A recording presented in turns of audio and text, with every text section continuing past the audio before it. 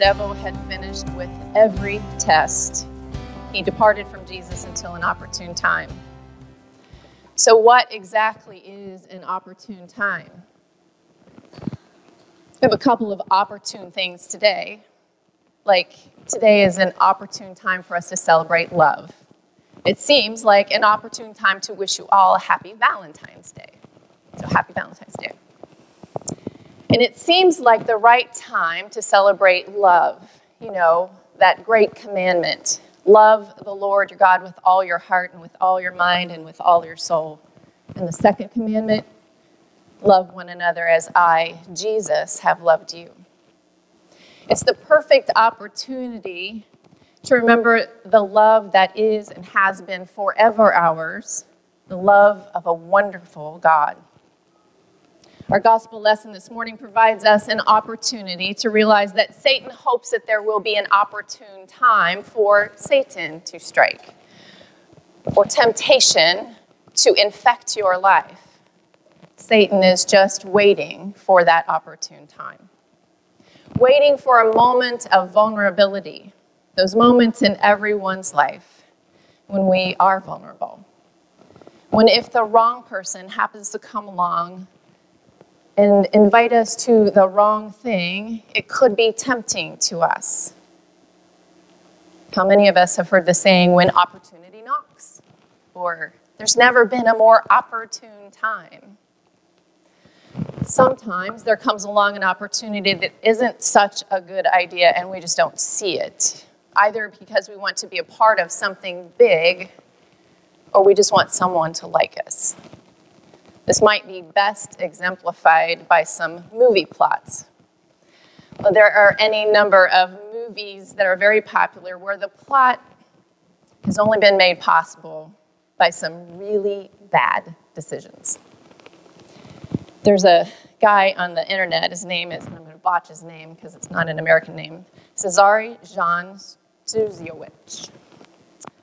I'd spell it for you, but he shares this and multiple other things. But in 6 movie plots made by bafflingly bad decisions, there is an opportunity present for the watcher of the movie to see it coming. For instance, in the movie King Kong, the opportunity is to bring back a gigantic ape. It might sound something like this. Don't worry, Mr. Denham, we'll get you on your way in a jiffy. Let's just have a look at that shipping manifest. Let's see, 12,000 pounds of bananas, check. 250 pounds of animal tranquilizers, check. 300 pounds of raging gorilla. What's that you say? Oh, yes, sorry. 30,000 pounds of raging gorilla, check. My mistake. Well, everything seems to be in order here. Sign right there. We know this is a bad idea watching the movie, right? And as movie watchers, we understand that Denham was supposed to be eccentric and ambitious to the point of insanity. But he didn't sneak Kong back into the United States by hiding him in his suitcase. A whole lot of people apparently signed off on a bad idea. Do you know why they don't let you just bring a tropical monkey home to the United States with you, right? Because it would be a really bad idea, and that's just talking about a regular-sized monkey. King Kong is set in 1933, and sure, the guys in the customs office in 1933 New York weren't dealing with the same restrictions that we have today, but a little bit of common sense should have told them that a 3-story ape is not an acceptable import. Really, taking any kind of giant monster through customs shouldn't be this easy or even possible. But not in the King Kong universe. Just stop and think about all the people who had to go along with this plan to display a giant, rampaging monkey in front of a Broadway audience. The trucking company alone should have refused to transport anything that could have beat up his truck in a fistfight. The police should have stopped him for transporting unsafe materials. The theater owner should have taken one look at Denham's plan, a plan to stuff hundreds of people into a room with a giant gorilla and then wait for something interesting to happen. And he had the opportunity to tell him to get out and take his monkey with him.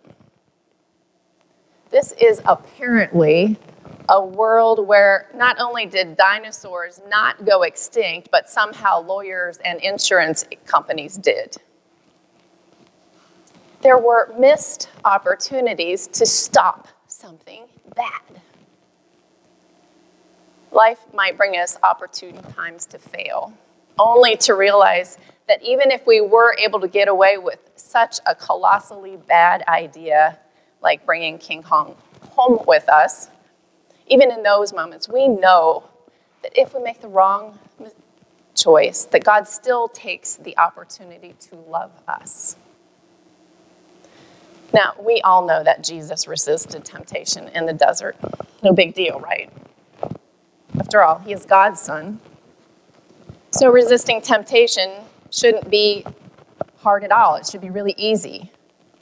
But the point is, Jesus is a human being.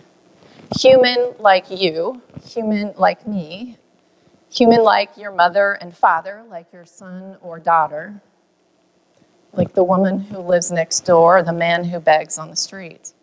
But still, we think this is Jesus. So really, it might just have been easy for Jesus to just resist all that temptation, right? Just because he is the Son of God. But I don't think that's the case. I don't think it was easy for Jesus to resist temptation because he was God's son, but I think it was easy for Jesus to resist temptation because he had been taught as a child whose he was, how much he was loved, and that God would provide all that Jesus would ever need. All the food, all the power, all the glory. Jesus knew from his training in the church that he didn't need more than that. This human being who was born of flesh, flesh of flesh. This man, in many ways, was and is just like each one of us, vulnerable. He was hungry for 40 days, and he could have easily asked for God to feed him, and he didn't. Satan tempted him with power.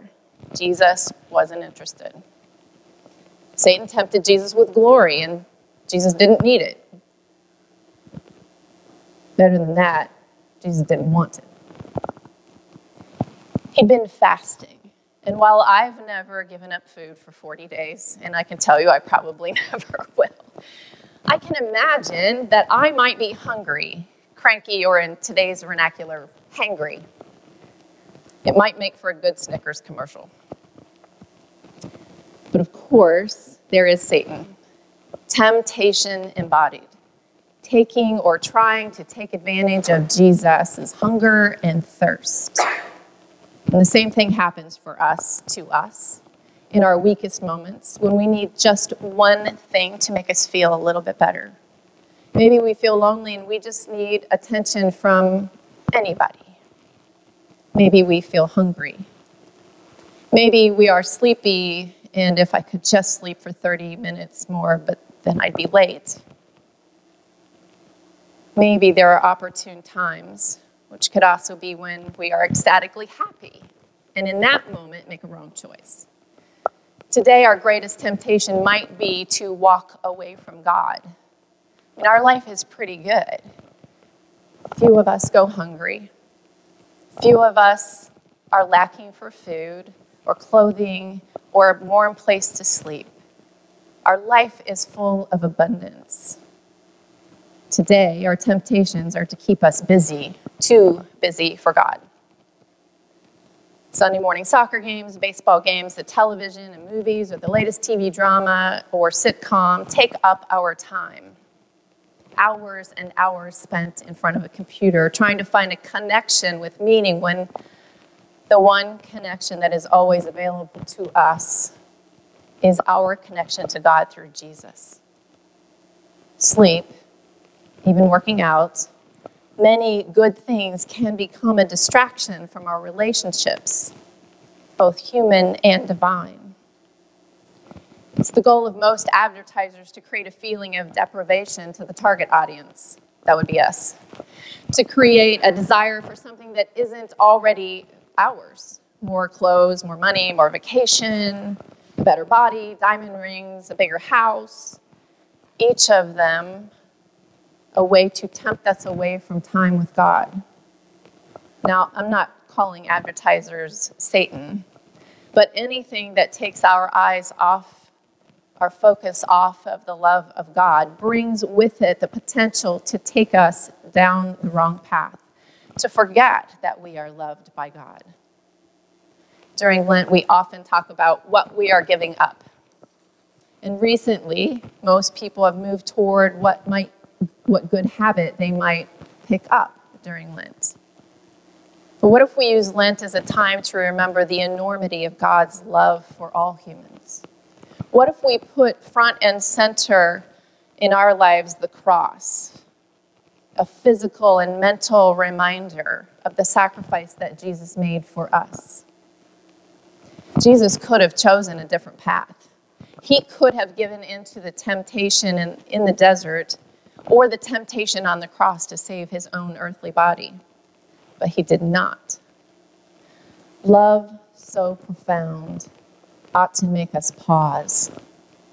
And in those seconds between temptation and the decision to resist or give in, pause, take a breath, look at the cross.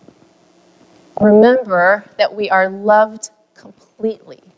And the power of that love comes from an unimaginably big God. Satan was offering Jesus power, but Jesus didn't want power, at least not the power Jesus thought was his to offer. Jesus came imbued with power, the power of love from a God who is bigger than our human comprehension, the King Kong version of love, if you will. Jesus, the human embodiment of an enormously loving God, is what we need to remember in those moments of pause between the temptation and the decision to give in or to resist. To think about how much we are loved by God. Remember that as enormous as God is, that is how much love God has for us. We say the words in our baptism. And in our worshiping together, we remember that God promises to love us in our baptism. And we make promises too. We promise to love and support one another in our journey of faith. It's one of the reasons it's so important to worship together, to be reminded by the words of our faith and see the love of Jesus in the eyes of those around us. It's a difficult world out there. Being bombarded at every opportunity, attracted to the things that lead us on a path away from God. This story of Jesus' temptation helps us remember that God's love is enormous, that Jesus was as human as we are, taught as a child to be steadfast to God, which helped his human self understand that he didn't need anything more than God. He did not need anything that Satan was offering. That God had already given him all the love, power, and grace needed to live a full earthly life. We have the same promise, the same love.